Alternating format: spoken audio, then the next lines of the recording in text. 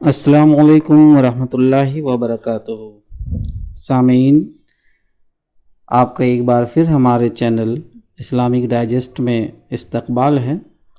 آج سے ہم ایک نئی آڈیو بک شروع کر رہے ہیں جس کا عنوان ہے سود، جو مولانا سید ابوالعلا مودودی رحمۃ اللہ علیہ کی تصنیف ہے، اور سود کے معاملے میں انٹرنیشنل لیول پر بھی لوگوں نے اس کتاب کو ریکمنڈ کیا ہے کہ سود کے اوپر جو اسلامی نظریہ ہے، اسلام کا جو پوائنٹ آف ویو ہے، اس پر یہ سب سے بہترین کتاب ہے۔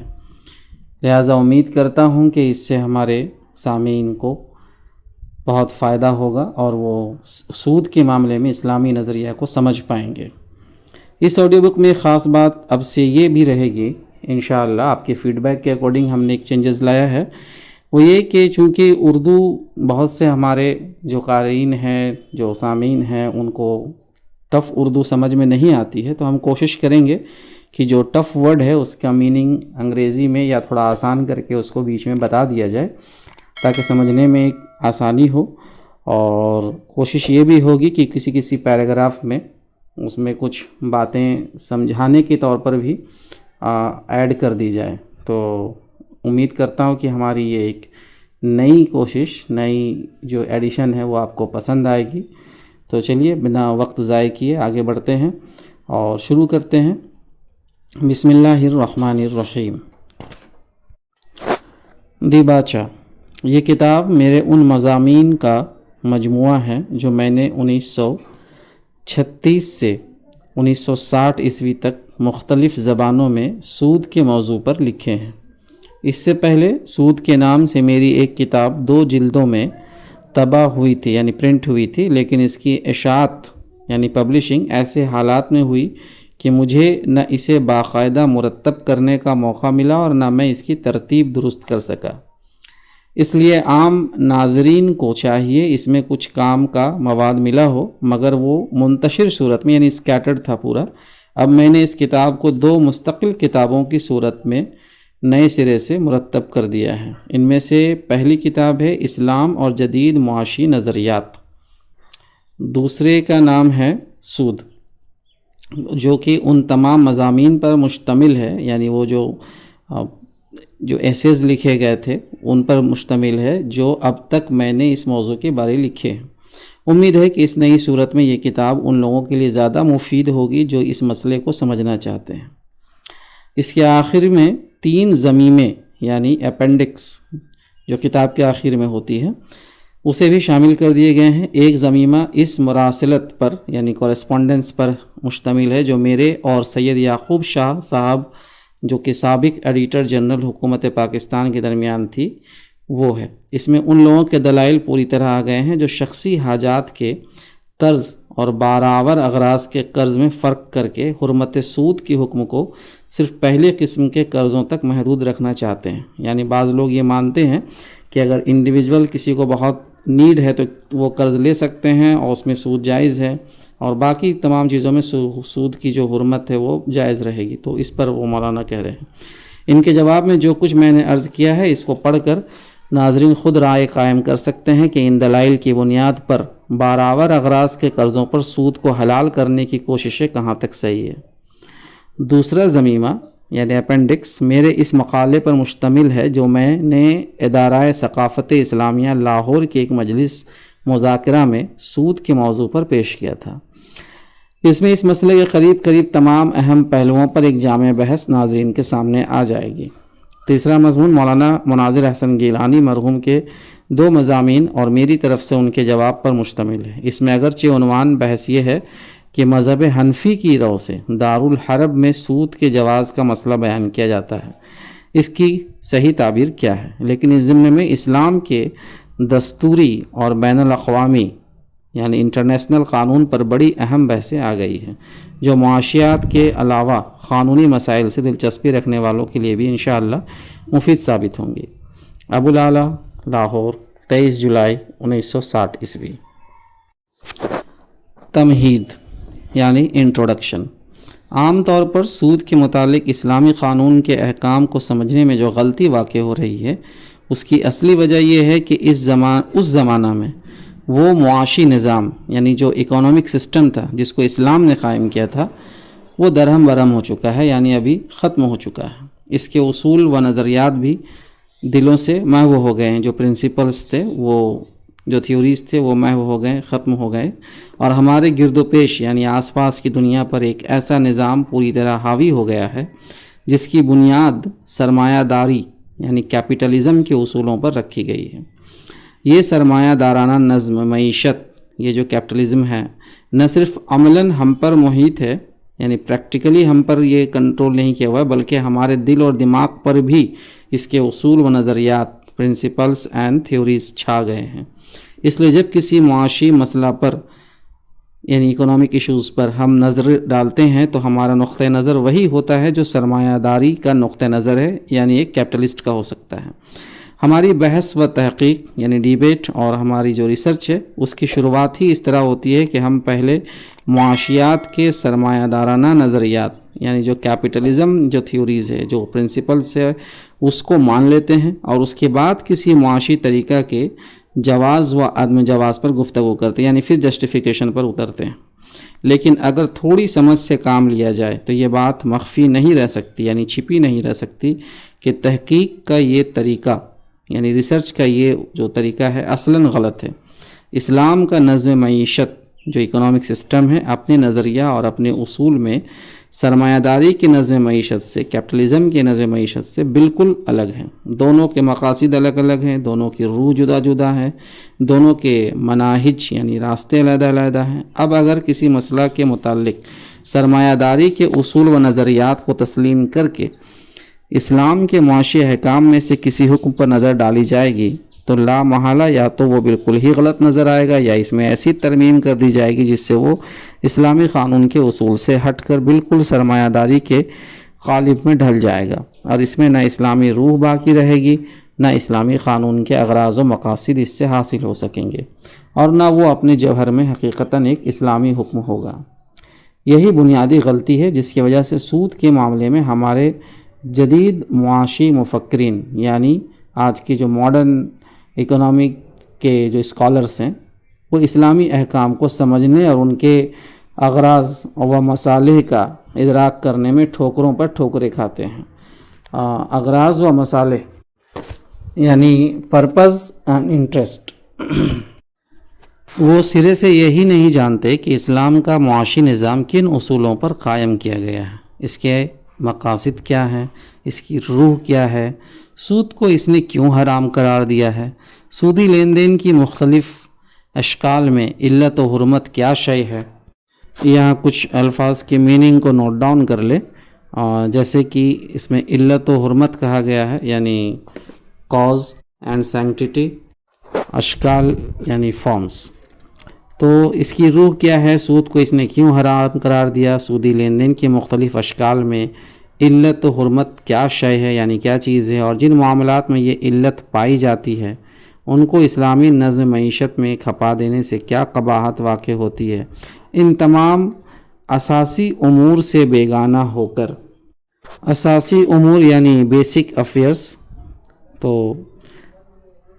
ان تمام اساسی امور سے بیگانہ ہو کر جب وہ کلیتاً یعنی کمپلیٹلی سرمایہ داری کے نقطہ نظر سے سود کے متعلق اسلامی قانون پر نگاہ ڈالتے ہیں تو ان کو در حقیقت سود کی حرمت کے لیے کوئی دلیل ہی ہاتھ نہیں آتی، کیونکہ سود تو سرمایہ داری کی جان اور اس کی روح رواں ہے۔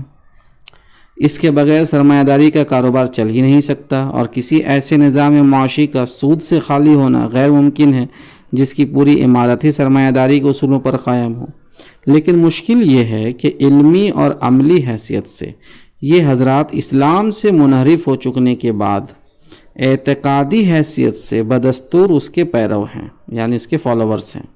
اور قصداً اس کے دائرے سے نکلنا نہیں چاہتے۔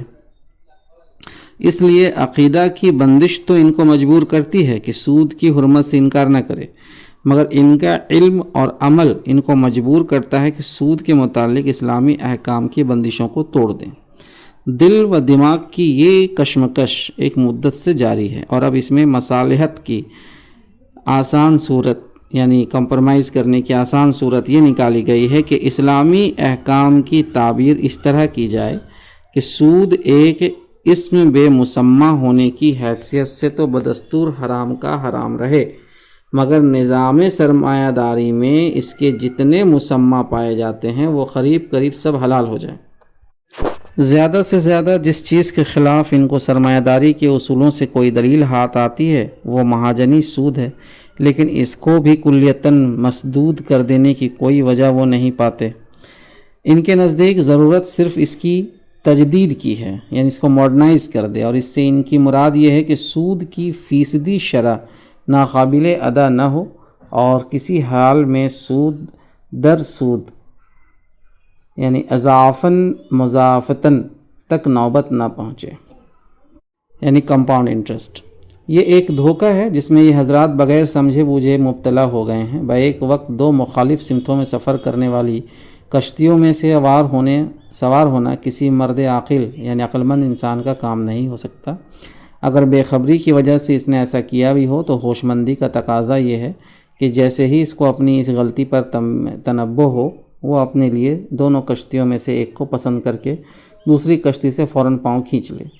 سود کے حلال و حرام ہونے کی بحث اور اس کے حدود کی تعین یعنی جو لمیٹیشنز ہے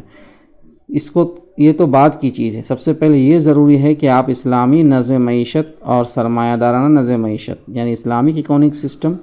اور کیپٹلزم اکنامک سسٹم کے اصولی اور روحی فرق کو اچھی طرح سمجھ لیجیے اور قرآن و حدیث کے احکام پر غور کر کے ان اصول و قواعد سے باخبر ہو جائیں جن پر اسلام نے سرمایہ داری اور اشتراکیت یعنی کمیونزم کے درمیان ایک متوسط نظم، ایک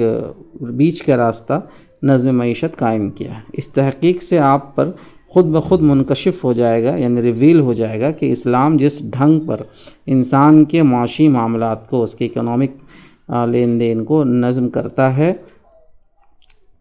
تنظیم کرتا ہے، اس میں صرف یہی نہیں کہ سود کی قطعاً کوئی گنجائش نہیں ہے، بلکہ وہ سرے سے اس نظریہ اور اس ذہنیت اور ان معاشی حالات ہی کا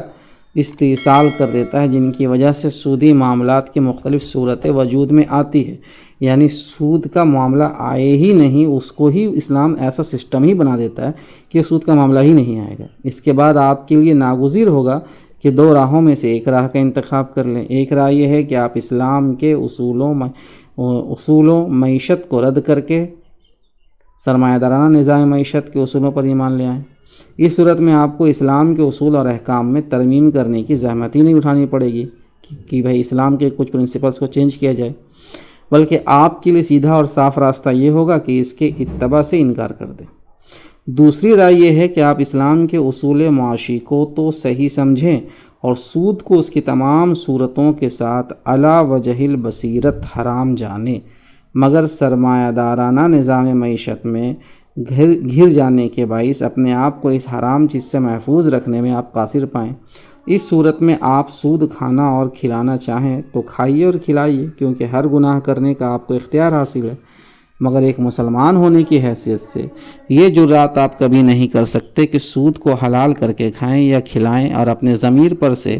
عقل حرام کے بار کو ہلکا کرنے کے لیے اس چیز کو پاک کرنے کی کوشش کریں جس کو خدا اور اس کے رسول نے ناپاک قرار دیا ہے۔ ایک شخص حق رکھتا ہے کہ اعلانیہ اسلام کے قانون کو رد کر کے کسی دوسرے قانون کی پیروی اختیار کر لے، اور بدرجۂ آخر یہ حق بھی اس کو حاصل ہے کہ اسلامی قانون کے اقتدار کو تسلیم کرتے ہوئے اس کے ماتحت ایک گنہگار بندہ بن کر رہنا پسند کرے یا نامساعد حالات میں مجبوراً ایسا بن جائے۔ لیکن کسی حال میں یہ حق تو کسی کو بھی نہیں پہنچتا کہ اسلامی قانون کو جس غیر اسلامی قانون سے چاہے بدل دے اور پھر دعویٰ کرے کہ یہ بدلا ہوا قانون ہی دراصل اسلام کا قانون ہے۔ اس تمہید کے بعد ہم ان مباحث کو یعنی جو ڈیبیٹس ہیں اس کو ذرا تفصیل کے ساتھ بیان کریں گے جن کی طرف ابھی اشارہ کیا گیا ہے۔ اسلام، سرمایہ داری اور اشتراکیت کا اصولی فرق یعنی principle difference between Islam, capitalism and communism. آگے بڑھنے سے پہلے آپ کو مختصراً یعنی ان شارٹ یہ سمجھ لینا چاہیے کہ دنیا میں جو معاشی نظام اب تک پیدا ہوئے ہیں ان کے درمیان اصولی فرق کیا ہے، پرنسپل ڈیفرنس کیا ہے، اور اس فرق سے مالی اور معاشی معاملات کی نوعیتوں میں کیا تغیرات یعنی چینجز واقع ہوتے ہیں۔ جزئی اختلافات سے قطع نظر کر کے، یعنی پارٹ وائز جو ڈیفرنسز ہے اس سے قطع نظر کر کے ہم دنیا کے معاشی نظاموں کو، یعنی دنیا کے اکنامک سسٹم کو 3 بڑی قسموں پر تقسیم کر سکتے ہیں۔ ایک وہ جو سرمایہ داری نظام ہے یعنی کیپٹلسٹک سسٹم کہلاتا ہے، دوسرا وہ جسے اشتراکیت یعنی کمیونزم کے نام سے موسوم کیا جاتا ہے، اور تیسرا وہ جسے اسلام نے پیش کیا ہے۔ اس باب میں ہم ان تینوں کے اصول کا خلاصہ بیان کریں گے۔ تو چلیے شروع کرتے ہیں۔ پہلا ہے نظام سرمایہ داری۔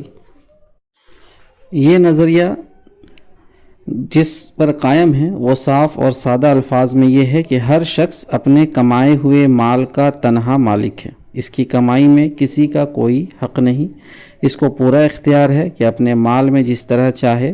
تصرف کرے، یعنی کہ خرچ کرے، جس قدر وسائل و ثروت اس کے قابو میں آئے ان کو روک کر رکھیں، اور اپنی ذات کے لیے کوئی فائدہ حاصل کیے بغیر ان کو صرف کرنے سے انکار کر دے، یعنی اگر اسے اس سے فائدہ نہیں ہو رہا ہے تو وہ خرچ نہیں کرے گا وہاں۔ یہ نظریہ اس خود غرضی سے شروع ہوتا ہے جو ہر انسان کی فطرت میں ودیت کی گئی ہے، اور آخرکار اس انتہائی خود غرضی تک پہنچ جاتا ہے جو انسان کی تمام ان صفات کو دبا دیتی ہے جن کا وجود انسانی جماعت کی فلاح و بہبود یعنی اس کی کامیابی کے لیے ضروری ہے۔ اگر اخلاقی نقطۂ نظر کو یعنی مورالٹی کو چھوڑ کر خالص معاشی نقطۂ نظر یعنی کہ صرف economic point of view, financial point of view سے بھی دیکھا جائے تو اس نظریے کا لازمی نتیجہ یہ ہے کہ تقسیم ثروت یعنی دولت کا جو بٹوارہ ہے اس کا توازن بگڑ جائے، یعنی بیلنس۔ وسائل ثروت رفتہ رفتہ سمٹ کر ایک زیادہ خوش قسمت یا زیادہ ہوشیار طبقہ کے پاس جمع ہو جائے، اور سوسائٹی عملاً یعنی پریکٹیکلی 2 حصوں میں تقسیم ہو جائے، ایک مالدار دوسرا نادار۔ مالدار طبقہ تمام وسائل ثروت پر قابض و متصرف ہو کر ان کو محض اپنے ذاتی مفاد کے لیے استعمال کرے، اور اپنی دولت کو زیادہ سے زیادہ بڑھانے کی کوشش میں سوسائٹی کے مجموعی مفاد کو یعنی جو کمیونٹی کو فائدہ پہنچ سکتا ہے اس کو جس طرح چاہے قربان کر دے۔ رہا نادار طبقہ تو اس کے لیے وسائل ثروت میں سے حصہ پانے کا کوئی موقع نہ ہو الا یہ کہ وہ سرمایہ دار کے مفاد کی زیادہ سے زیادہ خدمت کر کے زندگی بسر کرنے کا کم سے کم سامان حاصل کرے۔ ظاہر ہے کہ اس قسم کا نظام معیشت ایک طرف ساہوکار، کارخانہ دار اور زمیندار پیدا کرے گا، اور دوسری طرف مزدور، کسان اور قرض دار۔ ایسے نظام کی عین فطرت اس کی مقتضی ہے کہ سوسائٹی میں ہمدردی اور امداد باہمی یعنی ایک دوسرے کو ہیلپ کرنا اس اسپرٹ سے ختم ہو جائے گا، خالی ہو جائے گا۔ ہر شخص بالکلیہ اپنے ذاتی وسائل سے زندگی بسر کرنے پر مجبور ہو، کوئی کسی کا یار و مددگار نہ ہو، محتاج کے لیے معیشت کا دائرہ تنگ ہو جائے، سوسائٹی کا ہر فرد بقائے حیات کے لیے یعنی اپنی زندگی کو چلانے کے لیے دوسرے افراد کے، دوسرے لوگوں کے مقابلہ میں معاندانہ جد و جہد کرے، زیادہ سے زیادہ وسائل ثروت پر قابو پانے کی کوشش کرے، اپنے مفاد کے لیے ان کو روک رکھے اور صرف ازدیاد ثروت کے لیے انہیں استعمال کرے، ورنہ زیادہ سے زیادہ دولت اس کے پاس ہو۔ پھر جو لوگ اس جد و جہد میں ناکام ہوں یا اس میں حصہ لینے کی قوت نہ رکھتے ہوں ان کے لیے دنیا میں کوئی سہارا نہ ہو، وہ بھیک بھی مانگے تو ان کو بآسانی نہ مل سکے، کسی دل میں ان کے لیے رحم نہ ہو، کوئی ہاتھ ان کی مدد کے لیے نہ بڑھے، یا تو وہ خودکشی کر کے زندگی کے عذاب سے نجات حاصل کرے یا پھر جرائم اور بے حیائی کے ذلیل طریقوں سے پیٹ پالنے پر مجبور ہو۔ سرمایہ داری کے اس نظام میں ناگزیر ہے کہ لوگوں کا میلان روپیہ جمع کرنے کی طرف ہو، اور وہ اس کو صرف نفع بخش اغراض کے لیے یعنی جہاں پروفٹ ہوگا وہیں استعمال کرنے کی صحیح کرے۔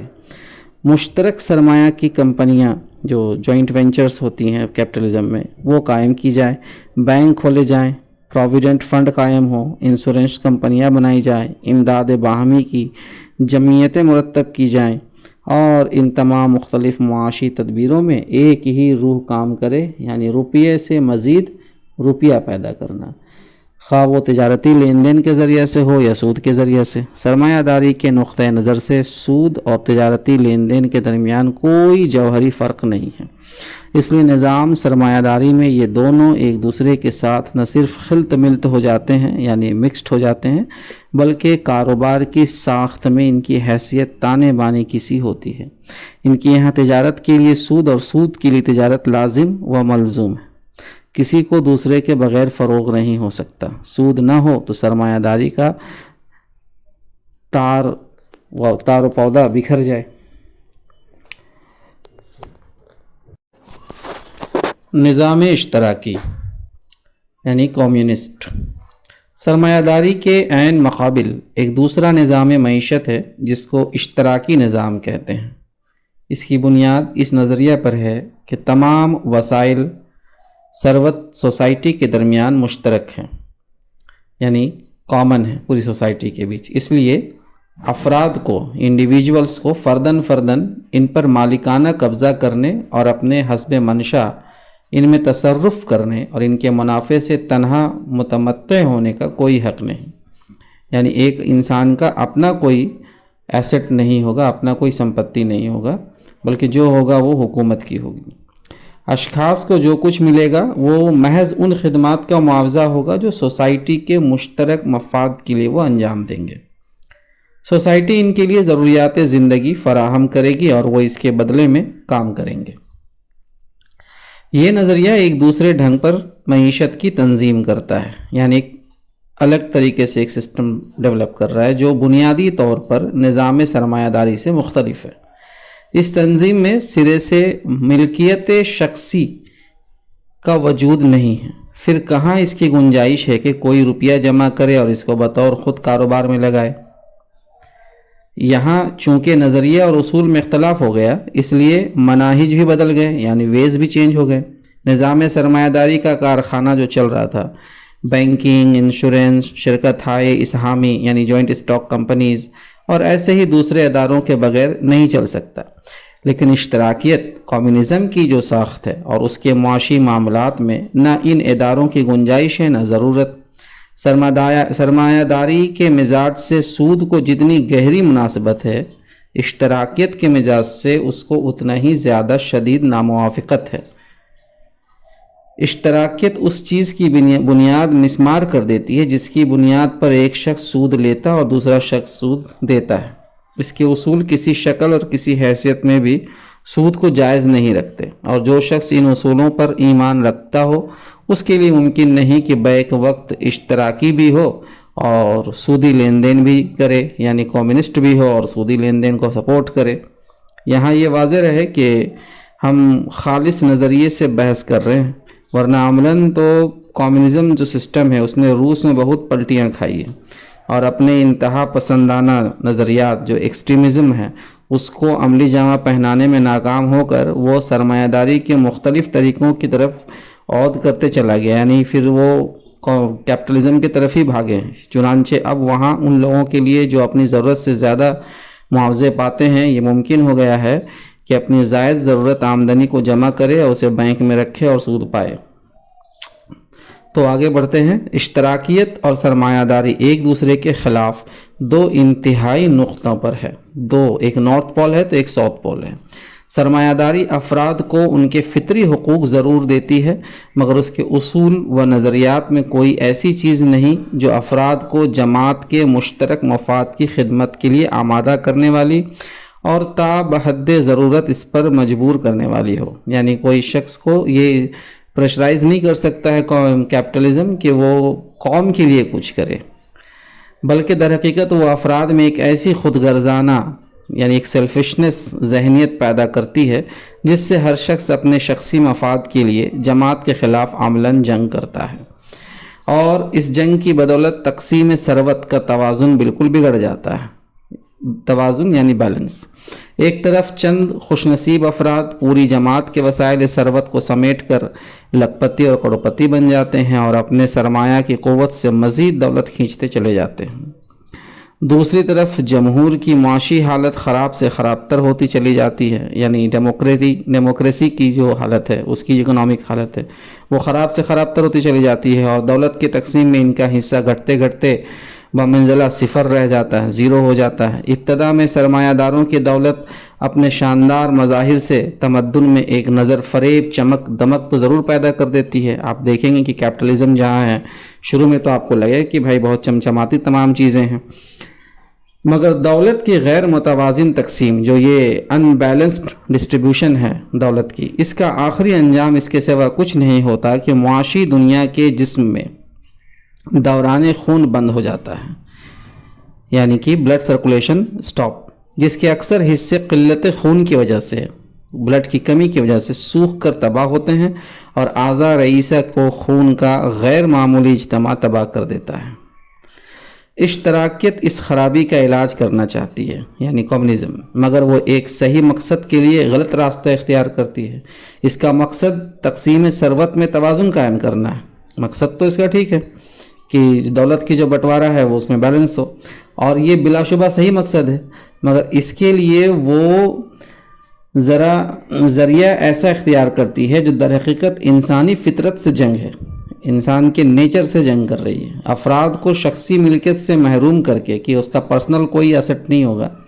بالکل جماعت کا خادم بنا دینا، کمیونٹی کا خادم بنا دینا، نہ صرف معیشت کے لیے تباہ کن ہے، یعنی نہ اکنامی کے لیے ڈسٹرکٹیو ہوگا یہ، بلکہ زیادہ وسیع پیمانے پر انسان کی پوری تمدنی زندگی، اس کی پوری جو لائف سٹائل ہے اس کے لیے مہلک ہے، خطرناک ہے، کیونکہ یہ چیز معاشی کاروبار اور نظام تمدن سے اس کی روح رواں، اس کی اصلی قوت محرکہ کو نکال دیتی ہے۔ تمدن و معیشت میں انسان کو جو چیز اپنی انتہائی قوت کے ساتھ سعی و عمل، یعنی کوشش کرنے پر ابھارتی ہے، وہ دراصل اس کا ذاتی مفاد ہے۔ اشتراکیت کو نظری طور پر شروع میں اس حقیقت سے انکار تھا، بلکہ اس کے انتہا پسند فلسفی تو یہاں تک کہہ گزرے کہ انسان اپنے اندر کسی قسم کے پیدائشی رجحان رکھتا ہی نہیں، سب کچھ ماحول کی پیداوار ہے جی، اور تعلیم و تربیت سے ہم افراد میں وہ اجتماعی ذہنیت، یعنی سوشل مائنڈنس پیدا کر سکتے ہیں جو خود غرضانہ رجحانات سے خالی ہو، یعنی سیلفشنس ختم ہو جائے۔ مگر تجربہ نے، ایکسپیرینس نے اشتراکی حضرات کی اس غلط فہمی کو آخرکار ختم کر دیا۔ اب روس میں کارکنوں کو عمل پر ابھارنے کے لیے ان کے ذاتی مفاد سے اپیل کرنے کی نت نئی تدبیریں اختیار کی جا رہی ہیں۔ تو خیر یہ انسان کی فطری خود غرضی ہے جس کو کوئی منطق اس کے دل و دماغ کے ریشوں سے نہیں نکال سکتی۔ غیر معمولی یعنی ایب نارمل افراد کو چھوڑ کر ایک اوسط درجہ کا، ایک ایوریج آدمی اپنے دل اور دماغ اور دست و بازو کی تمام طاقتیں صرف اسی کام میں خرچ کرتا ہے اور کر سکتا ہے جس سے اس کو خود اپنے مفاد کے لیے ذاتی دلچسپی ہوتی ہے۔ اگر سرے سے یہ دلچسپی ہی باقی نہ رہے اور اس کو معلوم ہو کہ اس کے لیے فوائد و منافع کی جو حد مقرر کر دی گئی، یعنی اس کو جو فائدے پہنچیں گے، اس کو جو پروفٹ ہوگا، اس کا اگر ایک لمٹ طے کر دیا جائے تو اس سے بڑھ کر وہ اپنی جد و جہد سے کچھ بھی حاصل نہیں کر سکے گا۔ بھلا کوئی شخص کیوں، کسی کے لیے اگر 1000 روپے طے ہو جائے تو پھر تو جان رہا ہے کہ میں کام کروں یا کم کروں یا زیادہ کروں، ملیں گے 1000 روپے، تو کیا ضرورت ہے زیادہ کام کرنے کی مجھے؟ تو اس کے قواعد فکر و عمل ٹھٹھر کر رہ جائیں گے، اور وہ محض ایک مزدور کی طرح کام کرے گا جس کو اپنے کام سے بقدر اجرت ہی دلچسپی ہوتی ہے۔ تو یہ تو اشتراکی نظام کا باطنی پہلو ہے، یعنی انٹرنل میٹر۔ اس کا خارجی آئیے، باہری اور عملی پہلو دیکھیے پریکٹیکلی، وہ یہ ہے کہ وہ سرمایہ دار افراد کا خاتمہ کر کے، جو کیپٹلسٹ ہوتے ہیں اس کو خاتمہ کر کے ایک بہت بڑے سرمایہ دار کو وجود میں لاتا ہے، یعنی ایک چھوٹا سرمایہ دار کو ہٹا کے بڑا سرمایہ دار لا رہا ہے۔ یعنی اشتراکی حکومت، یہ بڑا سرمایہ دار لطیف انسانی جذبات کی اس عقل قلیل مقدار سے بھی خالی ہوتا ہے جو سرمایہ دار افراد میں پائی جاتی ہے۔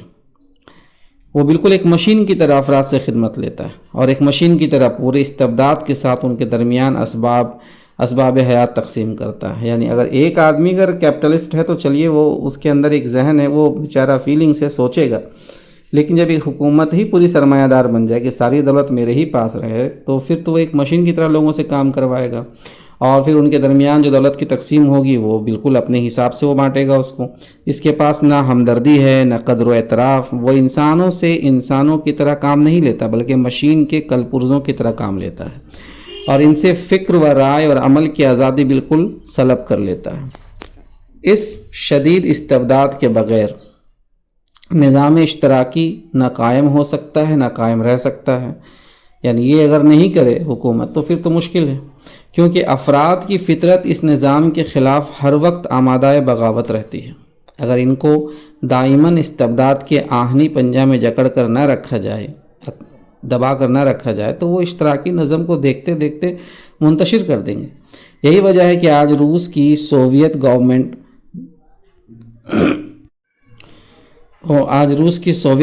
دنیا کی حکومتوں میں سب سے زیادہ مستبد اور جابر حکومت ہے، بہت ظالم حکومت ہے۔ اپنی رعیت کو اس نے ایسے سخت آئینی شکنجہ میں جکڑ رکھا ہے جس کی مثال دنیا کی کسی شخصی یا جمہوری حکومت میں نہیں ملتی۔ اس کا یہ جبر استبداد کچھ اس وجہ سے نہیں ہے کہ محض بخت و اتفاق نے اسٹالین جیسے ڈکٹیٹر کو پیدا کر دیا، بلکہ در حقیقت اشتراکیت کا مزاج ہی ایک شدید ترین ڈکٹیٹرشپ کا مقتضی ہے۔ اب آئیے نظام اسلامی پر نظر ڈالتے ہیں۔ اسلام ان دو متضاد، یہ جو دو کانٹراڈکٹ ہے معاشی نظام ہے، اس کے درمیان ایک معتدل، ایک بیلنسڈ نظام قائم کرتا ہے، جس کا اصل اصول یہ ہے کہ فرد کو اس کے پورے شخصی اور فطری حقوق بھی دیے جائیں اور اس کے ساتھ تقسیم ثروت کا توازن بھی نہ بگڑنے دیا جائے، وہ بیلنس بھی نہ بگڑے۔ ایک طرف وہ فرد کو شخصی ملکیت کا حق اور اپنے مال میں تصرف کرنے کے اختیارات دیتا ہے، دوسری طرف وہ ان سب حقوق اور اختیارات پر باطن کی راہ سے کچھ ایسی اخلاقی پابندیاں اور ظاہر کی راہ سے کچھ ایسی قانونی پابندیاں عائد کرتا ہے جن کا مقصد یہ ہے کہ کسی جگہ وسائل ثروت کا غیر معمولی اجتماع نہ ہو سکے، یعنی دولت کسی جگہ بالکل ایکسٹرا جمع نہ ہو جائے، ثروت اور اس کے وسائل ہمیشہ گردش کرتے رہے، وہ موو کرتا رہے، سرکولیٹ کرتا رہے، اور گردش ایسی ہو کہ جماعت کے ہر فرد کو اس کا مناسب حصہ مل سکے۔ اس مقصد کے لیے اس نے معیشت کی تنظیم ایک اور ڈھنگ پر کی ہے، اکنامی کی سسٹم ایک الگ ڈھنگ پر کی ہے جو اپنی روح، اپنے اصول اور اپنے طریقہ کار کے اعتبار سے سرمایہ داری اور اشتراکیت دونوں سے مختلف ہے۔ اسلام کا معاشی نظریہ مختصر الفاظ میں یہ ہے کہ معاشی زندگی میں ہر فرد کا شخصی مفاد، اس کا جو انڈیویجول انٹرسٹ ہے، اور تمام افراد کا اجتماعی مفاد یعنی کمیونٹی انٹرسٹ ایک دوسرے کے ساتھ گہرا ربط رکھتا ہے، لنک رکھتا ہے۔ اس لیے دونوں میں مزاحمت کے بجائے، یعنی دونوں میں ٹکراؤ کے بجائے موافقت اور معاونت ہونی چاہیے، ایک دوسرے کا کوارڈینیٹ کرنے والا ہونا چاہیے۔ فرد اگر اجتماعی مفاد کے خلاف جد و جہد کر کے جماعت کی دولت اپنے پاس سمیٹ لے اور اس کو جمع رکھے یا خرچ کرنے میں محض اپنے ذاتی مفاد کو ملحوظ رکھے کہ صرف میرا اپنا فائدہ ہو تو ہی میں خرچ کروں گا، تو یہ صرف جماعت ہی کے لیے نقصان دہ نہیں ہے، بلکہ مال کار میں اس کے نقصانات خود اس شخص کو اپنی ذات کی طرف بھی عود کرتے، یعنی بعد میں اس کو بھی نقصان پہنچے گا۔ اسی طرح اگر جماعت کا نظام ایسا ہو کہ وہ اجتماعی مفاد کے لیے افراد کے شخصی مفاد کو قربان کر دے، تو اس میں صرف افراد ہی کا نقصان نہیں بلکہ مالکار میں جماعت کا بھی نقصان ہے۔ پس فرد کی بہتری اس میں ہے کہ جماعت خوشحال ہو، اور جماعت کی بہتری اس میں ہے کہ افراد خوشحال ہو، اور دونوں کی خوشحالی اس پر موقوف ہے کہ افراد میں خود غرضی اور ہمدردی کا صحیح بیلنسڈ پایا جائے، تناسب قائم ہو، ہر شخص اپنے ذاتی فائدے کے لیے جدوجہد کرے مگر اس طرح کہ اس میں دوسروں کا نقصان نہ ہو، ہر شخص جتنا کما سکے کمائے مگر اس کی کمائی میں دوسروں کا حق بھی ہو، ہر شخص دوسروں سے خود بھی نفع حاصل کرے اور دوسروں کو نفع پہنچائے بھی۔ منافع کی اس تقسیم اور دولت کی اس گردش کو جاری رکھنے کے لیے محض افراد کے باطن میں چند اخلاقی اوصاف پیدا کر دینا کافی نہیں ہے، کہ کچھ مورالٹی انسان کے اندر پیدا کر دیں گے تو وہ کافی نہیں ہے، بلکہ اس کے ساتھ جماعت کا قانون بھی ایسا ہونا چاہیے، کمیونٹی کا لا ایسا ہونا چاہیے جو مال کے اقتصاب اور خرچ دونوں کی صحیح تنظیم کرے، اس کے صحیح مینجمنٹ کر دے، اس کے ماتحت کسی کو مضرت رساں طریقوں سے دولت کمانے کا حق نہ ہو، یعنی قانون ایسا ہو کہ اس میں غلط طریقے سے پیسہ کمانے کی پرمیشن کسی کو نہ ہو، اور جو دولت جائز ذرائع سے کمائی جائے وہ ایک جگہ سمٹ کر بھی نہ رہ جائے، بلکہ وہ خرچ ہو اور زیادہ سے زیادہ گردش کرے پیسہ۔ اس نظریے پر جس نظم معیشت کی بنیاد رکھی گئی ہے، اس کا مقصد نہ تو یہ ہے کہ چند افراد کروڑپتی بن جائیں اور باقی تمام لوگ فاقے کریں، اور نہ اس کا مقصد یہ ہے کہ کوئی کروڑپتی نہ بن سکے اور جبراً سب کو ان کے فطری تفاوت کے باوجود ایک حال میں کر دیا جائے۔ ان دونوں انتہاؤں کے بین اس کا مقصد صرف یہ ہے کہ جماعت کے تمام افراد کی معاشی ضرورت پوری ہوں۔ اگر ہر شخص دوسروں کو نقصان پہنچائے بغیر اپنی فطری حد کے اندر رہ کر اکتساب مال کی کوشش کرے اور پھر اپنے کمائے ہوئے مال کو خرچ کرنے میں کفایت شعری اور امداد باہمی آپس میں ایک دوسرے کے ہیلپنگ نیچر کو بھی ملحوظ رکھے تو سوسائٹی میں وہ معاشی ناہمواری پیدا نہیں ہو سکتی، اکنامک ڈسبیلنس نہیں پیدا ہو سکتی جو سرمایہ داری کے نظام میں پائی جاتی ہے، کیونکہ اس قسم کا طرز معیشت اگرچہ کسی کو کروڑپتی بننے سے نہیں روکتا، مگر اس کے ماتحت یہ بھی ناممکن ہے کہ کسی کروڑپتی کی دولت اس کے ہزاروں ابنائے نو کی فاقہ کشی کا نتیجہ ہو۔ دوسری طرف یہ طرز معیشت تمام افراد کو خدا کی پیدا کی ہوئی دولت میں سے حصہ ضرور دلانا چاہتا ہے، مگر ایسی مصنوعی بندشیں لگانا جائز نہیں رکھتا جن کی وجہ سے کوئی شخص اپنی قوت و قابلیت کے مطابق اکتساب مال نہ کر سکتا ہو۔ تو سامعین، یہاں ایک باب آج مکمل ہوتا ہے، اس کے بعد انشاءاللہ اگلی آڈیو بک بھی جلد آ جائے گی جو دوسرا باب ہوگا، اور دوسرے باب میں پھر ہم لوگ ذکر کریں گے کہ اسلامی نظام معیشت اور اس کے کیا کیا ارکان ہیں۔ آخر میں ایک گزارش ہے آپ سے کہ اگر ابھی تک آپ نے چینل کو سبسکرائب نہیں کیا تو سبسکرائب کر لیں، نوٹیفیکیشن بٹن بھی دبا دیں تاکہ آپ کو آئندہ اطلاعات ملتی رہے کہ نئی ویڈیو اپلوڈ ہو گئی ہے، اور لائک کریں اور ہماری رہنمائی کے لیے کمنٹ بھی کریں۔ جزاک اللہ خیر۔